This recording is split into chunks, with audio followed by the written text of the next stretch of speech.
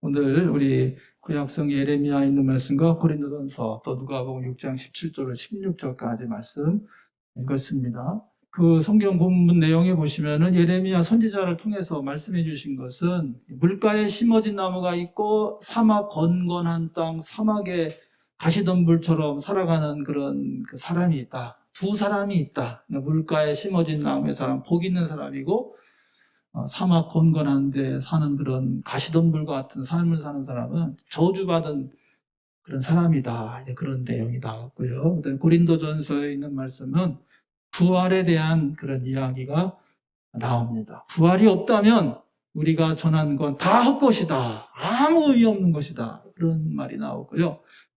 누가복음에 예수님께서 말씀하신 것은 소위 말하는 평지의 설교라 이렇게 말하고 있습니다.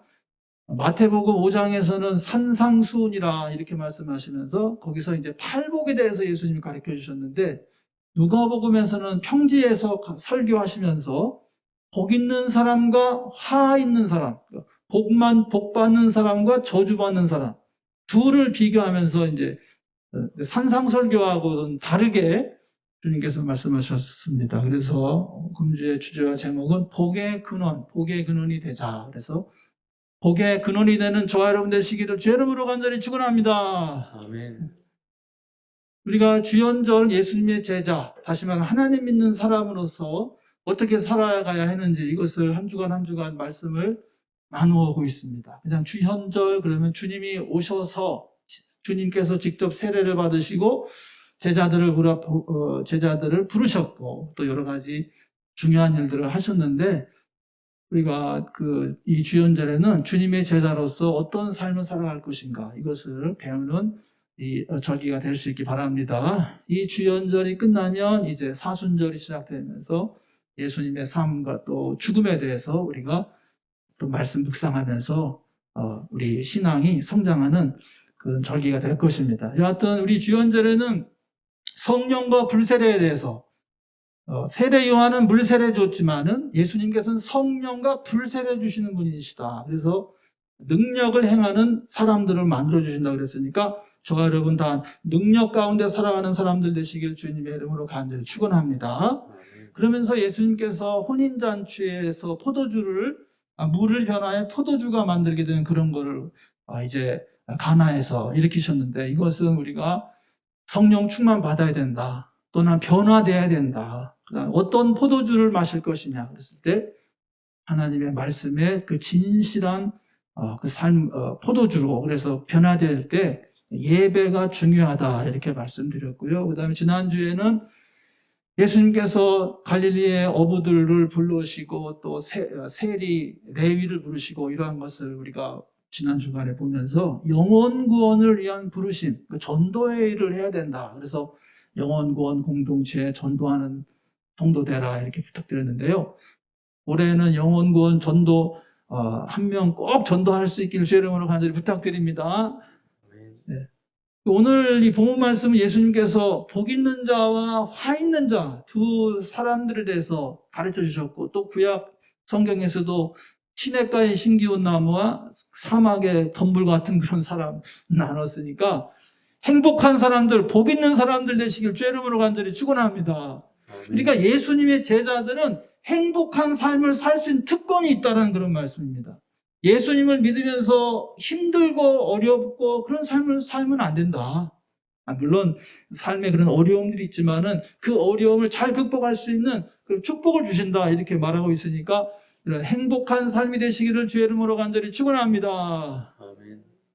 행복한 삶이 뭐냐 이렇게 했을 때 지난번에 한번 조사한 결과 보건사회연구원에서 만든 그런 조건, 그 행복의 조건인데 조사 결과 보니까 처음에가 뭐냐면 좋은 배우자, 사랑하는 배우자와 행복한 가정 이루는 게 31%돼 있고요. 그 다음에 행복의 조건 중에 하나는 26%가 건강하게 사는 거.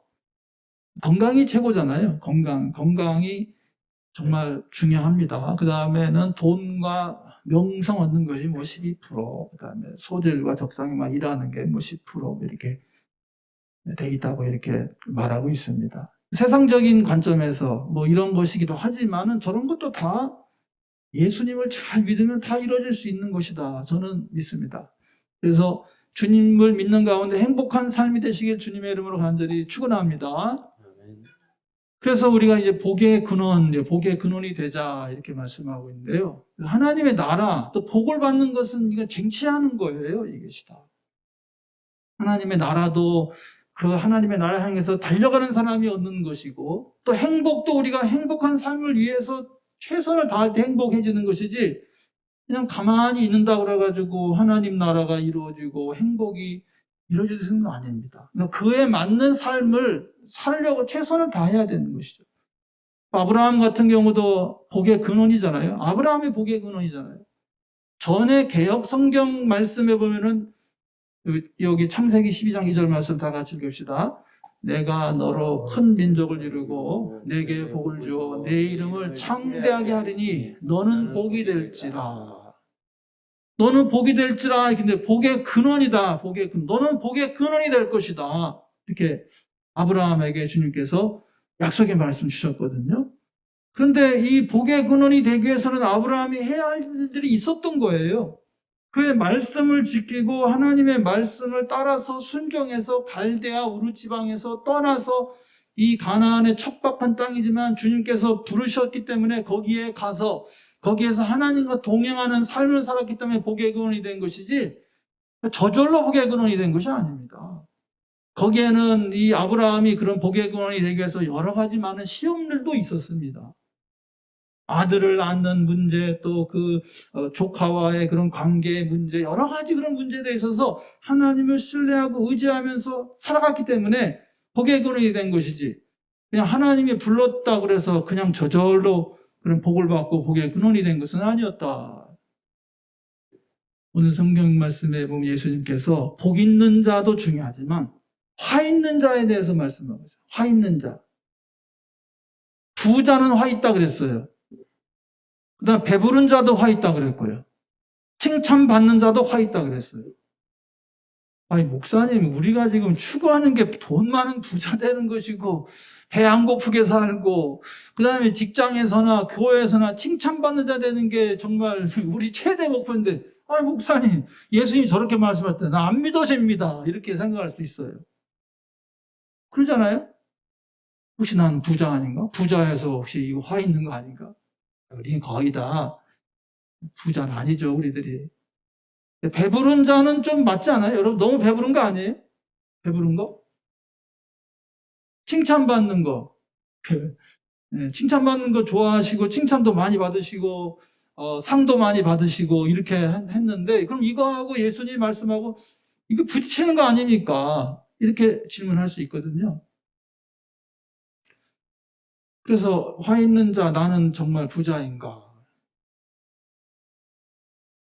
제가 이게 생각해 보니까 절대로요, 이거 그냥 말씀을 여기만 보면 안 돼요. 월요일부터 수요일까지 말씀, 그 다음에 목요일부터 토요일까지 말씀을 보면서 이 주일 말씀을 봐야 되지, 그냥 그 말씀을 이렇게 보면 이해가 안 되는데, 보니까 부자가 누구냐 하면은 우상 숭배하는 왕과 왕비예요. 하나님을 의지하지 않고 우상 숭배에 빠진 왕비. 그래서 보세요. 이제 월요일, 화요일, 수요일 얘기 뭐냐면 나라 망하는 얘기 나옵니다. 나라를 망치고 나라를 망가뜨리는 거예요. 외국 군대가 쳐들어와 나라를 다 망가뜨리는 얘기가 다음 주간에 나온다. 그러니까 부자의 기준이라는 거, 여기서 우상숭배하는 그 고위 그런 그 왕이나 왕비나 이런 권력자들, 이런 사람들. 오늘날도 우리 그 소시민들, 우리 보통 이 중산층 이런 분들은 부자라고 할 수가 없죠. 부자 정도 되면은 그냥 내가 하고 싶은 거 다 할 수 있어야 중산층이라고 그러더라고요. 여행도 그냥 해외여행도 가고 싶으면 가고 그냥 막 그렇게 할 수 있으면 그 정도는 돼야 부자인 것이지, 여행 가려고 막 그냥 애쓰고 그 모아야 되고 그러면 부자 아니에요. 근데 그것도 부자도 아니고 중산층인데, 여기서 말하는 부자들은 정말 그 임금님이나 이런 막 엄청난 재벌 회장급 막 이런 정도 되는 그런 사람들이 다 있다. 그런 사람들. 거기까지 가는데 얼마나 많은 그런 잘못을 했을 수 있기 때문에 그러게 화가 있다. 배부른 자의 기준은 이것도 이제 그런 사람들은 너무 잘 먹고 잘 사는데 예수님 시대의 사람들은 잘 먹지 못했기 때문에 그랬던 것 같아요. 그래서 예수님이 떡을 5병이요, 떡 5개, 보리떡 5개와 물고기 2마리로 5,000명을 먹이고 막 하니까 사람들이 너무너무 배가 고파가지고 그게 5,000명이 모여가지고 그거밖에 안 나오니까 먹을 게. 그러니까 예수님을 붙잡아가지고 일부러 임금님을 만들려고 했었잖아요. 너무 배고프니까. 먹을 게 없으니까. 오늘날에야 그냥 뭐 농사 지면은 다 뭐 수경재배 해가지고 수도 물 다 해가지고 다 넣고 했지만 옛날에는 다 천수답이잖아요. 다. 그러니까 몇몇 곳이나 여리고라든지 몇몇 곳이나 이렇게 풍성한 물이 있어가지고 잘 자라죠. 나머지들은 비 안 오면 다 굶어 죽는다니까요. 다. 그러니까 가뭄이 많고 우리나라도 마찬가지였잖아요. 우리나라도 보릿고개에 넘어갈 정도로 힘들고 했었으니까. 근데 거기서 저 권력 있는 사람들, 돈 많은 사람들은 배부르게 먹으니까 이건 아니다. 오늘도 우리 너무 배부르게는 먹지 말고 과식하지 말고 탐식하지 않으시길 주 이름으로 간절히 부탁드립니다. 또 먹는 거에 너무 열심 내고 또 너무 비싸게 먹고 비싼 음식을 먹고 너무 비싼 음식을 먹고 이렇게 하는 것은 뭐 오늘 아침에도 우리 집사람하고 얘기했는데 무슨 뭐 동네 아줌마들이 무슨 개를 하는데 신세계 백화점에 뷔페에 가가지고 먹자 그래가지고서 얼마? 7만 얼마. 아이고 스타 뷔페 정도만 해도 뭐 4만 원 정도만 해도 좀 감당하겠는데 7만 얼마짜리를 먹고 어떻게 동네 그 개 아주머니들이 그게 할 수 있겠냐 그래서 그건 좀 아닌 것 같은데 이렇게 했었는데요. 특별한 일 아니면 그렇게 대접하고 이렇게 하는 거 아니면은 과식하고 탐식하고 너무 열심히 먹고 이렇게 하는 것은 안 해야 되지 않나 싶습니다. 그래서 그 7대 죄 중에 하나가 탐식입니다. 탐식, 과식, 너무 열심히 먹는 거, 막 그 비싸게 먹는 거 이런 거는 이제 하지 말아야 된다. 그 다음에 칭찬받는 것도 뭐냐면은 여러분 직장에서 칭찬 많이 받으시길 주 이름으로 간절히 축원합니다. 그런 칭찬은 좋은 거예요. 그런 거는 다. 여기서 말하는 칭찬은 뭐냐면은 거짓 선지자와 거짓 예언자, 왕이 잘못하고 있는데도 잘하고 있다 그렇게 말하는 칭찬 말하는 거예요. 선지자들이 말씀을 잘못 증거하고 있는데 잘못하고 있는데도 아이고 잘하고 계십니다. 목사님이 오늘날도 잘못하고 있는데 제대로 하나님의 정의와 평화와 영혼의 구원을 위해서 하지 않고 잘못하고 있는데 아이고 목사님 잘하고 계십니다. 저는 교회가 작아서 그런지 모르지만은 교회 큰 목사님들은 자기가 말하는 건 다 옳다고 생각해요. 그래서 작은 교회 목사님들을 무시하는 경향이 있더라고요. 우리 교단엔 그렇지 않은데 우리 교단의 목사님들은 다 정말 정의롭게 하려고 어떻게 하면 그래도 착하게 하려고 하기 때문에 무식하진 않아요. 우리 교단 목사님들이. 한국 기독교 장로님 목사님들이. 거기에 또 그 사람들이 성도님들이 거기 또 몰려가고. 그래서 교회가 좀 성장하고 나면은 자기들이 그냥 말하는 건 다 옳다고 생각해. 하나님이 나를 축복해 줬기 때문에 내 말은 하나님의 말이다. 그런 식으로 해서. 잘못했는데도 잘했다고 말하는 예수님이 그렇게 말씀하셨어요. 선지자들이 그렇게 거짓 선지자들에게도 칭찬을 했다. 그렇기 때문에 그건 화가 있다. 그러면 안 된다. 이제 아셨죠? 칭찬 많이 받으시길 주의를 간절히 부탁드립니다. 부자도 되시기 바랍니다.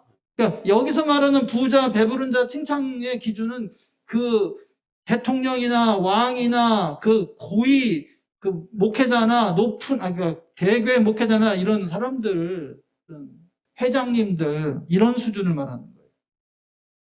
우리들은 소시민들이고 중산층도 겨우 될까 말까 하기 때문에 해당 사항이 없는 것입니다. 그래서 이 화 있을진저 저주가 임했죠. 나라가 망했습니다. 그래서 북이스라엘이 주전 720년에 아시리아의 사르곤 왕에 의해서 나라가 패망당합니다. 그래가지고 여기에 식민지를 만들어가지고 여기가 이제 사마리아가 돼가지고 나중에 사마리아하고 이스라엘, 유다하고 관계가 굉장히 안 좋았잖아요. 식민, 외국 사람들을 데려다가 심어놨기 때문에 그렇게 하나님 말씀 안 지키니까 나라가 이 꼴이 된다. 그 다음에 남쪽 유다, 남한국도 주전 586년에 바벨론에 의해 가지고 느부갓네살 왕에 의해 가지고 패망당해가지고 막 시드기야 막 눈알이 빠지고 그냥 그 왕 보는 앞에서 자기 아들들을 다 죽이고 얼마나 그 슬픔입니까 그게. 자기가 보는 상태에서 아들들을 쳐 죽이고요. 느부사라단 바벨론의 군대가 그 다음에 눈은 빼버리고 그래가지고 바벨론으로 포로 잡혀가잖아요. 그래서 임금님한테 와가지고서 막 항의하고 백성들이 항의를 해요. 아니 이 여자가 어제는 우리 아들 잡아서 먹었는데 오늘은 이 여자의 아들을 잡아서 먹을 날인데 이 아들을 안 내놓는다. 야, 참, 얼마나 그게 고통스러운 일입니까? 아이들을 잡아먹었다니까요. 근데 다음번에 그 아이들을 못 잡아먹고 아들을 숨겨놨으니 이 여자가 약속을 안 지킨 거다. 그래가지고 그거를 항의하러, 동화 같은 얘기잖아요, 그게. 그 임금님들이 하나님 말씀을 지키지 않고 우상을 숭배하고 자기의 자녀들을 데리고 높은 곳에 가서 우상을 숭배하고 하나님을 섬기지 않기 때문에 그렇게 망해버린다. 우리나라도 좋은 대통령 나오도록 위해서 기도해야 됩니다, 여러분. 정말 올해 대통령 선거 잘 돼서 좋은 대통령이 나와서 국민들을 편안하게. 우리가 왜 기도해야 되냐면요. 전도 잘하기 위해서예요, 전도 잘하기. 나라가 평안해야 우리가 교회도 평안하죠. 나라가 평안하지 않으니까 백성들이 거리로 몰려나가서 데모를 하고 이게 되겠습니까, 그게? 좋은 대통령 뽑도록 위해서 기도하시길 간절히 부탁드립니다. 나라 망했어요. 그래서 하나님 의지하지 않으니까 나라를 망하게 한다. 그래서 우리가 복의 근원이 되려면은 우리는 임금님도 아니고 큰 고위 공직자도 아니고 판사도 아니고 우리는 말씀을 증언하는 저는 목사지만 여러분은 목사가 아니시기 때문에 그저 하나님 말씀 잘 순종하시고 그래서 아브라함처럼 복의 근원 되시길 주의 이름으로 간절히 축원합니다. 그래서 예레미야 선지자의 예언의 핵심이 뭐냐면 우상을 떠나라. 말씀을 지켜 행하라는 거죠. 말씀 지켜 행하라. 말씀을 지켜 행하라. 정의를 행하라. 사랑을 행하라. 그거거든요. 속이지 말라. 부자가 되기 위해 가지고 대박을 속이고 저울을 속이고 저울추를 속이고 이게 오늘날만 있었던 게 아니라 성경 말씀 보면 옛날에도 다 있었다는 거죠. 그런 거 하지 마라. 그런 거 하지 마라. 그리고 너무 가난한 사람들 먹을 것도 없게 그렇게 하지 마라. 내 땅이 있어가지고 농사를 지었으면 그 땅에 구덩이는 가난한 사람들이 먹을 수 있도록 남겨놔라. 그런 것들. 너무너무 싹싹 긁어가고 가난한 사람 먹을 거 없어가지고 보리떡이 없어가지고 예수님한테 몰려다니면서 예수님을 임금 삼으려고 할 정도로 가난하고 배고프고 힘들고 어려운 그런 세상 만들지 말라는 것입니다. 말씀 지켜 행하는 삶을 살아서 복의 근원 되시기 주의 이름으로 간절히 축원합니다. 근데 여기 말씀 보면 고린도전서 15장에 툭 튀어나왔잖아요. 그래서 제가 이제 설교 준비하면서 이제 외국 목사님들이 어떻게 얘기하는가 이런 거 들어보기도 하는데 부활에 대한 얘기하고 막 그래서 부활에 대한 얘기 하시면 좋죠. 이 본문이 있으니까. 근데 이건 부활에 대해서 얘기하라고 하신 거 아닌 것 같아요. 고린도 15장 19절 말씀 다 같이 읽어봅시다. 만일 그리스도 안에서 우리가 바라는 것이 다만 이 세상의 삶뿐이면 모든 사람 가운데 우리가 더욱 불쌍한 자이리라. 그러니까 복의 가치를 판단하고 우리의 인생을 생각할 때 그냥 현생에만 생각하지 마라. 오늘의 생애도 있지만 내 생에서 심판도 있고 축복도 있다. 그러니까 두려워하지 말고 오늘 이 세상을 살아갈 때 내가 손해보는 것 같기도 하고 하지만은 하나님의 말씀을 지켜서 살아가야 되지 내 생에 없는 것처럼 심판이 없는 것처럼 오늘 이 세상에서 내가 돈 많이 벌고 내가 권력을 쟁취하고 이렇게 하면은 다 된다라고 생각하면은 큰 오산이다. 그거를 가르쳐 주기 위해서 고린도전서 15장에 부활에 대한 이야기가 나오고 이 세상의 삶뿐만 아니라 내생의 삶, 부활의 삶이 있다. 이것을 가르쳐 주는 것이라고 생각하니까요. 여러분, 오늘의 내생뿐만 아니라 미래의 내생에서, 오늘의 생과 미래의 삶에서도 주님께서 칭찬 얻는 저와 여러분 되시길 주 이름으로 간절히 축원합니다. 근데 여기 이제 저주, 화 얘기 나오니까요. 그 축복 받으려면 저주를 끊어야 된다. 저주를 끊어야 된다. 저주를 끊어야 돼. 이게 계속 흘러갈 수가 있어요. 이 저주가. 화가 흘러갈 수가 있어요. 하나님을 안 믿고 잘못하고 하는 그런 것이 계속 흘러갈 수 있기 때문에 그것을 끊어야 된다. 단순히 영적이고 육적인 것, 육적인 것만 아닌 것 같아요. 그 조나단 에드워드 목사님하고요, 맥스 주크 삶을 비교한 그런 결과가 그 알버트 윈십이라는 사람이 교육과 유전에 관한 연구를 논문으로 쓴 게 있는데요. 거기 결과가 나와요. 거기에 보면은 조나단 에드워즈라는 분은 미국이 독립하고 좀 지나서 부흥운동 일으키신 분이에요. 이분이 부흥운동, 예일 대학인가 하버드 대학인가 갑자기 생각이 안 나는데요. 예일, 하버드 이런 좋은 대학 나와가지고 목사가 됐어요. 이분이. 그래가지고 영국에서 부흥사 목사님들이 이렇게 왔을 때 같이 그 교회에서 부흥운동을 일으켰어요. 그랬더니 막 성도님들이 하나님을 믿는다고 하지만 그냥 엉터리로 믿던 그 분들이 이 조나단 에드워드와 그 영국에서 온 목사님들과 같이 부흥에 관한 설교를 하고 했더니 막 이 성도님들이 지옥을 보고 막 회개를 하고 미국 부흥운동 대각성 운동의 위대한 목사님이 조나단 에드워드 목사님이에요. 그래서 그 연구 결과에 그 보니까 저분이 논문에 후손이 1390명이 있었는데 대학 총장이 13명 나오고 대학 교수가 65명 나오고 판사 변호사가 39명, 100명, 의사가 56명, 목회자가 100명, 공직자가 80명. 이 가문 대대로 이게 축복을 받은 거예요. 이 목사님 가문은. 근데 그 동시대에 맥스 죽스라는 사람이 있는데 이 사람은 목사님들이 부흥에서 설교할 때 뭐 조나단 에드워드의 친구다 뭐다 이렇게 하는데 그거는 아니라고 하더라고요. 그냥 그거는 이제 목사님들이 허풍을 하면서 그렇게 얘기를 하시는데 그건 아니고 동시대의 사람은 맞는데 근데 맥스 주크는 뭐 그렇게 나쁜 사람은 아니었었는데 뭐 미국이 얼마나 좋은 땅입니까? 그냥 가서 뭐 씨 뿌리면 나오고 그다음에 시내 가면 고기 잡히기 하고 뭐 다 그냥 너무 미국이 풍성한 그런 나라니까 하나님을 안 믿은 거예요. 저 사람이 하나님을 안 믿고 그냥 되는 대로 그냥 이렇게 막 살고 그러다가 좀 사기도 좀 치고 좀 그런 좀 나쁜 짓을 좀 했나 봐요. 그 사람이. 그렇게 해서 그런 결과를 낳았는데 그 후손은 560명, 거지가 310명, 범죄자가 150명, 알코올 중독자가 100명, 뭐 창녀, 문맹자. 대단한 거예요. 이거는 맥스 주고 가문의 저주 같아요, 여러분. 이게 이 대한민국 대전에 이 설교에 이 맥스 주고 이름이 나온다는 거 이거 엄청난 저주 아닙니까, 여러분?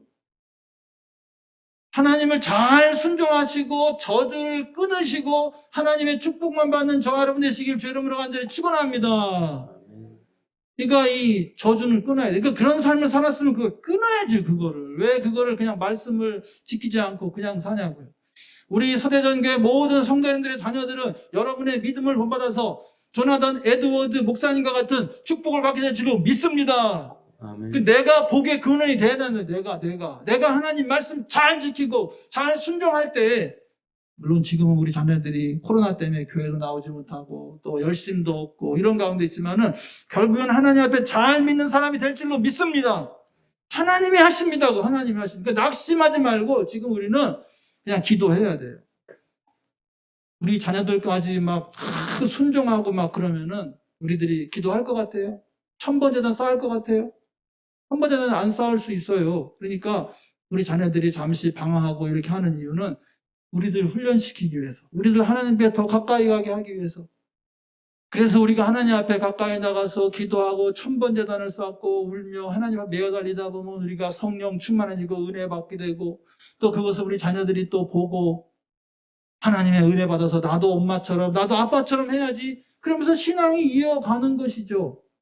그런데 그 구약에 나오는 이 저주받은 이 왕들은 어디 갔냐면요. 아이들 데리고 산당에 올라갔어요, 산당에. 다시 말하면 오늘날로 말하면 무당집에 갔다는 거예요. 점집에 갔다는 거예요. 자녀들 데리고. 저주 안 받겠어요? 저주 받죠, 여러분. 절대로 그런 일 하지 마시기 바랍니다. 여러분들은 다 정말 사주팔자에도 없는 축복을 받게 된 사람들인 줄 믿습니다. 우린 다 축복을 받게 돼 있어요. 복의 근원이 될 수 있습니다. 우리가 믿음과 소망과 사랑 가운데에서 항상 어떻게 해야 되죠? 항상 쉬지 말고 범사에 감사한 삶을 살고 주일 성수하시고 11조 생활하시고 단순한 삶을 사시고 그러면 영혼이 잘 되고 범사가 잘 되고 강건한 삶을 살면서 가족을 구원하고 또한 전도도 할 수 있고 복의 근원 될 수 있고 내가 한 사람 전도한 사람이 어떤 일을 이룰지 놀라운 일인 것입니다. 베드로 한 사람을 통해서 교회가 변화됐던 것처럼 내가 한 사람 전도했을 때 그 사람을 통해서 엄청난 역사가 일어난단 말이죠. 이와 같은 목표를 세울 수 있길 주의 이름으로 간절히 축원합니다. 하나님은 나를 부르셔서 제자 삼아 주셨습니다. 유례 없는 복을 주시라고 약속하신 줄로 믿으시기 바랍니다. 우리는 팔자에도 없는 복, 사주팔자 볼 필요도 없고 무당한테 가면 안 돼. 절대 우리는. 무당이나 무속이나 이런 데 가면 안 됩니다. 절대로 가면 안 됩니다. 하나님의 말씀 믿고 주의 종을 통해서 축복 기도받고 그렇게 해서 축복받는 삶을 사는 것이지 안 돼요, 그게. 근데 예수 믿으면서도 막 그런 것도 막 보고 막 그러더라고요. 그렇게 하면 안 돼요. 우석과 우상숭배는 완전히 근절해야 됩니다. 이미 하나님께서 우리에게 복 주신다 그랬잖아요. 복 있는 사람은 하나님을 의지하고 의뢰하고 하나님의 말씀을 묵상하고 오늘 시편 1편에 있는 것처럼 말씀을 묵상하면서 말씀 지켜 행하면 복 주신다 그랬는데 왜 다른 데 가냐고요? 왜 산당에 올라가고 왜 무당을 찾아가냐고요?